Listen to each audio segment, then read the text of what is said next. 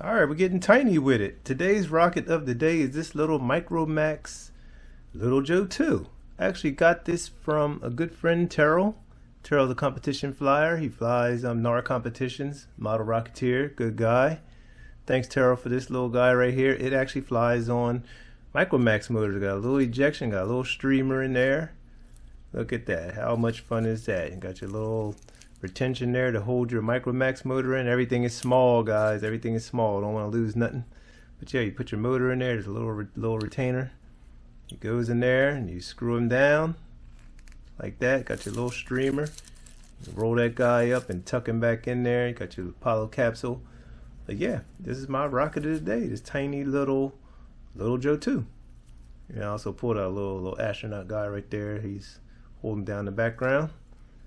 But yeah, it's my Rock 321, and this is the Apollo Little Joe 2 by Micromax, Quest Micromax. I ain't sure they don't make these anymore. I don't think. I think these are out of production. You have to find them all pretty much either used or packaged, old new stock. This is my rocket of the day. Subscribe for more. Bring you more rockets a day. Got a tiny little launch lug there also. It's Model Rocks 321.